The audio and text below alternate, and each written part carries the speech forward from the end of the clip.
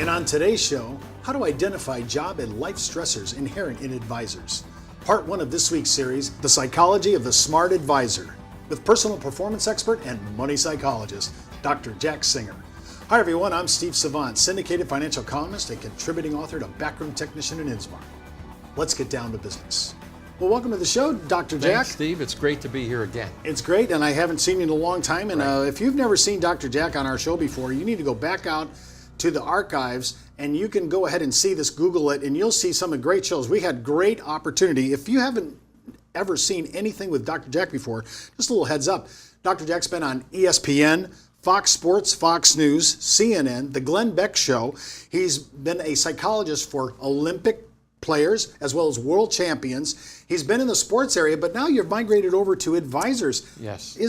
I'm wondering, is the same thing that really confronts professional NFL and Major League Baseball players, is it the same that confronts high-end, high-strung advisors and producers? Exactly, Steve, because in both cases, it's performance fears that get in the way of them performing, and it's the little distractions that we have to identify. So that's actually how I got involved with advisors, because I'd been teaching professional athletes and Olympic athletes and world champions how to develop the mindset of a champion. One day I said, since advisors are struggling so much and they're stressing and so forth and so on, why can't I teach them to have the mindset of a champion so they could overcome every little obstacle? So all this is transferable. Absolutely. Well, in your new book, you have your new book out, The Financial Advisor's Ultimate Stress Mastery Guide, and you can get this on Amazon or go right out to your site. Yes. Either one, and order it.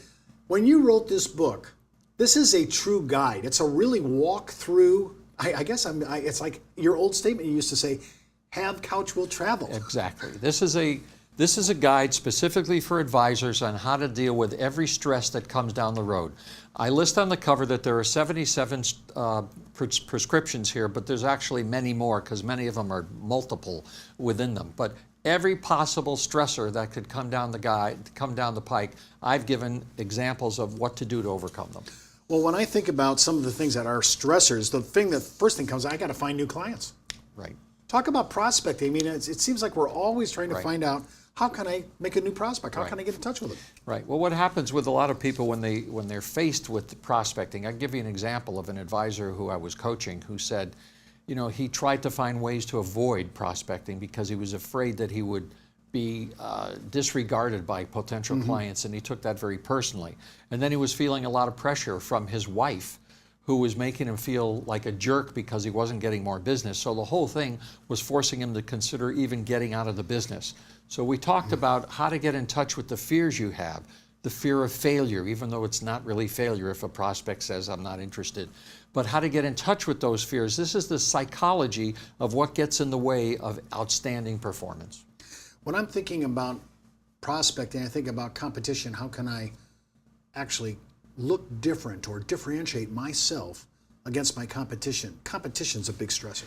It's a big stressor if you pay attention to it, but you can't control what other people do. You can only control what you do. And think about an athlete. If he's worried about the other guy in the next lane running the race, he's in trouble. He has to just focus on what he has to do because he has no control of what the other person does.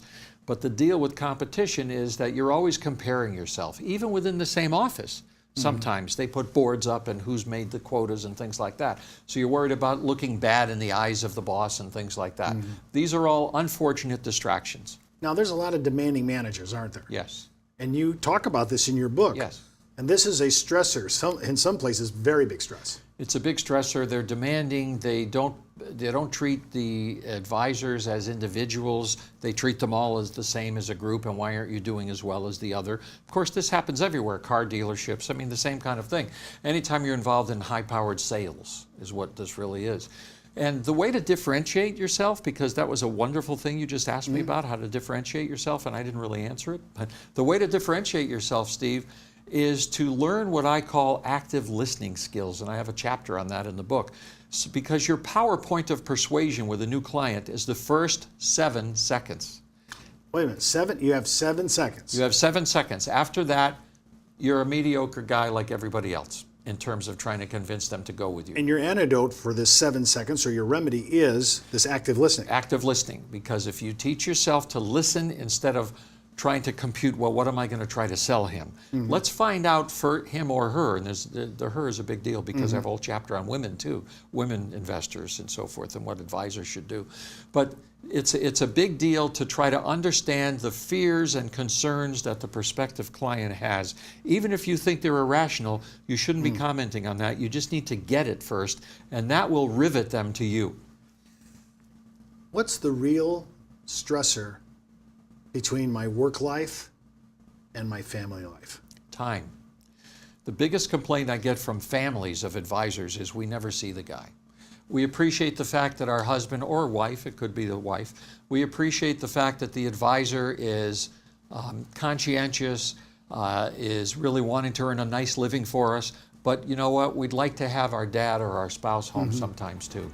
We come back from the break. We're going to talk more about some of the stressors that impact financial advisors, registered investment advisors, life insurance, and annuity producers. We're going to talk about it all. It's a pathology. We have our Dr. Jack in the house with his couch right here ready for you to lay on. We'll be right back after the break.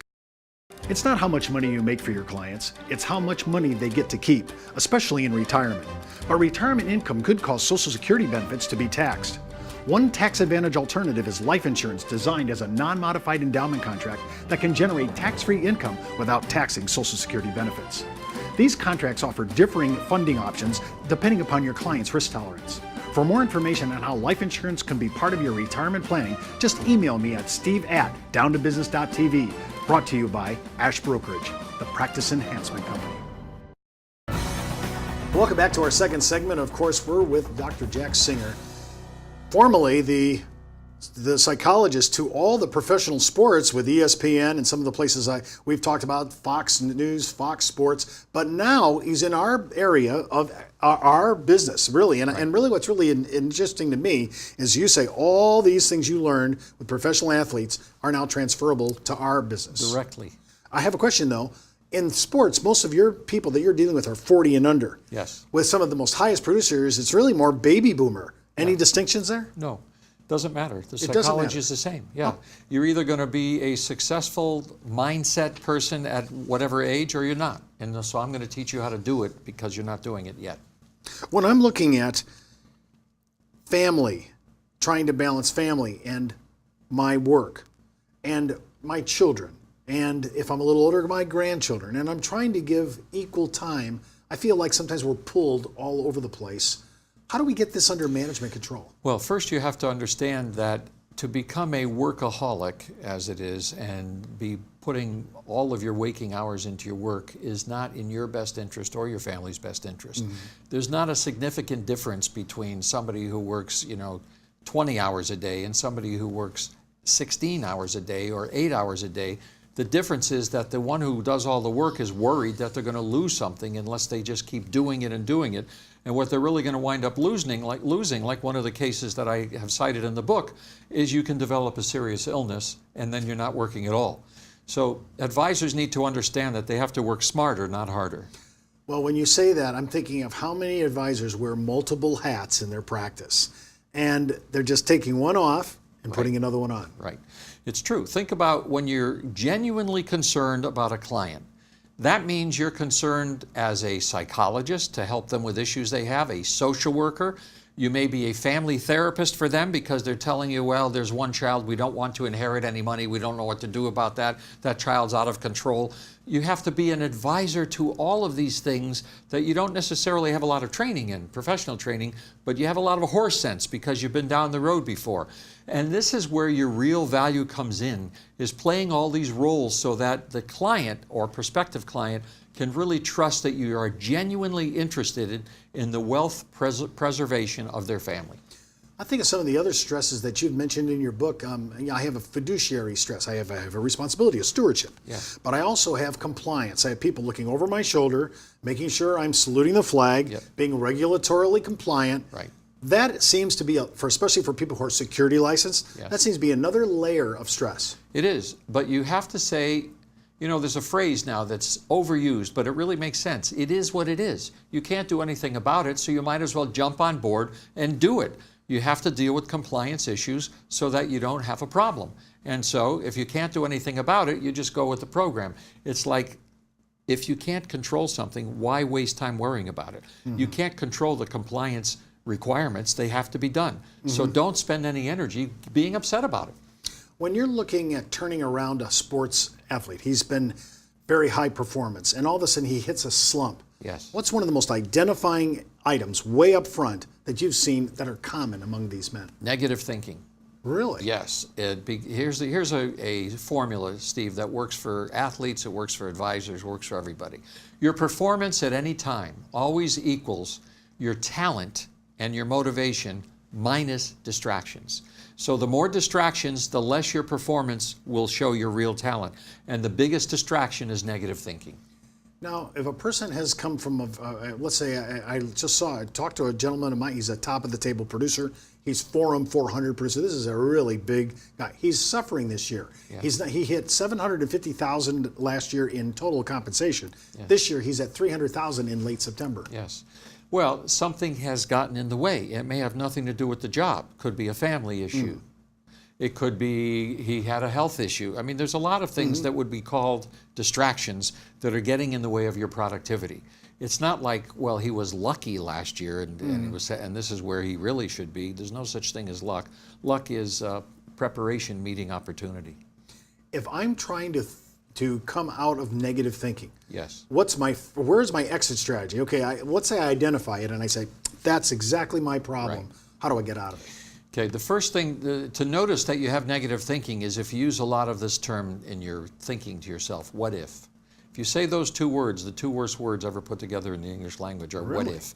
It's almost always followed by something negative. We know from research that 77% of the thoughts that go through any human being's mind during a day are negative. I hope I didn't do this wrong. I should have done that. What if this happens? Maybe this person doesn't like me. Negative. We have 55,000 thoughts on the average in a day, and 77% of them are negative. And it takes the human body 24 hours to recover from 5 minutes of negative thinking. So this is the battering that we do to our own bodies by thinking stuff that scares us and makes us anxious and so forth. So this is self-imposed. It's self-imposed, but we don't realize it because it's a habit. We realize it when someone like me comes along and says, think about what you're saying to yourself right now. And so to get your question answered, where you said, what's the first thing we can do?